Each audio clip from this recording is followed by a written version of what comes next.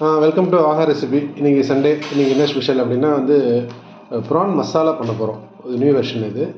இதுக்கு தேவையான இன்க்ரீடியன்ட் என்னென்னு முதல்ல இப்போ இதுக்கு நமக்குள்ளான மசாலா அரைக்கிறதுக்காக என்னென்னு பார்ப்போம். அது சோம்பு ஒரு ஒரு டீஸ்பூனு, பட்டை கிராம்பு தேவையான அளவுக்கு, அப்புறம் ஜீரகம் ஒரு டீஸ்பூனு, மிளகு ஒரு டீஸ்பூனு, அப்புறம் ட்ரை ரோஸ்ட் பண்ணுறதுக்கு தேங்காய் ஒரு ஒரு 3 டேபிள் ஸ்பூன் அளவுக்கு தேங்காய். இது நம்ம என்ன செய்ய போகிறோம். அப்புறம் கேஷ்யூ முந்திரி ஒரு 4 முந்திரி. இது எல்லாத்தையும் நம்ம ட்ரை ரோஸ்ட் பண்ணிவிட்டு முதல்ல இந்த மசாலா ஐட்டத்தில் ட்ரை ரோஸ்ட் பண்ணிவிட்டு தனியாக தேங்காவை ட்ரை ரோஸ்ட் பண்ணிட்டு அப்புறம் பேஸ்ட் மாதிரி இதை அரைக்கணும்.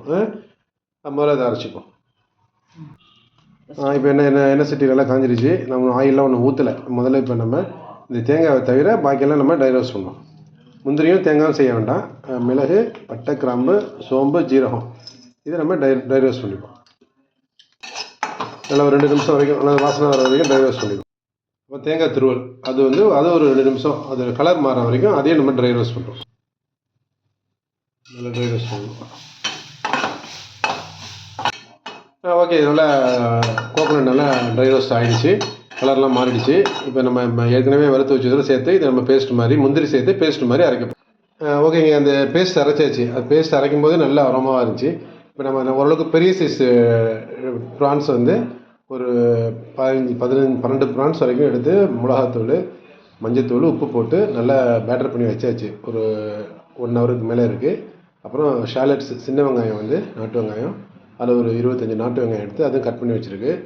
தாளிக்கிறதுக்கு காஞ்ச மிளகா ஒரு 4 காஷ்மீரி மிளகா. ஏன்னா இது அப்புறம் ஜிஞ்சர் கார்லிக் பேஸ்ட் ஒரு டீஸ்பூன். இது ஏன்னா இது கொஞ்சம் ஸ்வீட்டிஷாக இருக்கும் இந்த பேஸ்ட்டு. அதனால் இந்த காஞ்ச மிளகா போட்டிங்கன்னா அது கொஞ்சம் அந்த ஸ்வீட்டிஷை குறைக்கும். இப்போ நம்ம அதுக்கு தேவையான எண்ணெய், கோகோனட் ஆயில் தான் ஊற்ற போகிறோம். ஒரு 50 ml அளவுக்கு எண்ணெய் ஊற்ற போகிறோம். எண்ணெய் காஞ்சோன்னா தாளிக்கிறதுக்கு காஞ்ச மிளகாவும் கருவேப்பிலையும் போடும்.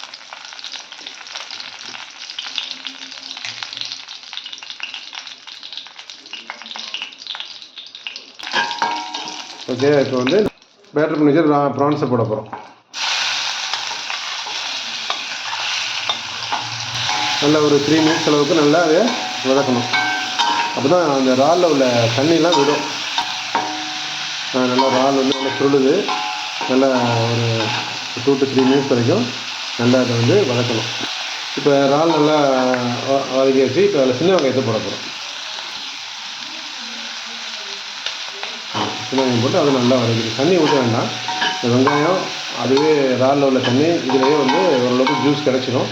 அப்புறம் அது டேஸ்ட்டாக இருக்கும். பாட்டம் மட்டும் ஹெவி பாட்டம் வச்சுங்க. ப்ரான்ஸ் கொஞ்சம் பெருசாக இருக்கிறதுனால ஒரு 1/4 டம்ளர் அளவுக்கு தண்ணி ஊற்றி அப்படியே சிம்மில் வச்சு மூடி வச்சுருக்கோம். ஓகே, சிம்மில் வச்சு மூடி வச்சுப்போம். ஒரு 15 நிமிஷம் கழிச்சு பார்ப்போம். இப்போ நல்லா எண்ணெய் பிரிஞ்சு மேலே வந்துருச்சுங்க. நல்லா குக் ஆகிடுச்சு. இப்போ நம்ம இதை அரைச்சி வச்சுருக்க பேஸ்ட்டு, இந்த பேஸ்ட் அரைக்கும் போது கூட கொஞ்சம் ஒரு ஒரு சின்ன டீஸ்பூன் அளவுக்கு கசகசா அதையும் சேர்த்துட்டிங்கன்னா முந்திரி கசகசா ப்ளஸ்ஸு ரோஸ்டட் கோகோனட்டு, அப்புறம் அந்த மசாலா அதை போட்டு மேலே போய் இந்த மசாலா போட்டாச்சு. அது கொஞ்சம் நேரம் ஒரு 5 மினிட்ஸ் வரைக்கும் நல்லா குக் ஆகணும். அப்புறம் இஞ்சி பூண்டு பேஸ்ட்டு ஒரு டீஸ்பூன் அந்த பச்சை வாசம் போகிற வரைக்கும் நல்லா வதக்கிட்டு ஹை ஃப்ளேமில் வச்சு வதக்கலாம். எண்ணெய் நல்லா பிரிஞ்சு மேலே வந்துருச்சுங்க. ரொம்ப சூப்பராக ரெடி ஆகிடுச்சு. நல்லா அரோமாவாக இருக்குது. இது வேறு பாத்திரத்துக்கு நம்ம ட்ரான் மாற்றிடுவோம். லோ ஃப்ளேமில் ஒரு 3 மினிட்ஸ் வைப்போம். அப்போ தான் நான் உங்களுக்கு நல்லா இன்னும் ரோஸ்டட் அந்த இறால் நல்லா சிவக்கும். அதனால இது எண்ணெயெல்லாம் மேலே வந்துருச்சு. நல்லா ரோஸ்ட் ஆகிடுச்சு. இப்போ நம்ம இதை இன்னொரு பாத்திரத்துக்கு ட்ரான்ஸ்ஃபர் பண்ணிவிடுவோம். ஓகே, இன்னொரு பாத்திரம் ட்ரான்ஸ்ஃபர் பண்ணியாச்சு. எக்ஸலண்ட்டாக இருக்கும். ட்ரை பண்ணி பாருங்கள். நல்லா அரோமாவாக இருக்குது. நல்லா ஸ்பைஸியாக இருக்கும். இது இந்த கிளைமேட்டு, இந்த குளிர் மழை காலத்துக்கு சாப்பிட்றதுக்கு சூப்பராக இருக்கும். ட்ரை பண்ணி பாருங்கள். Have a nice day.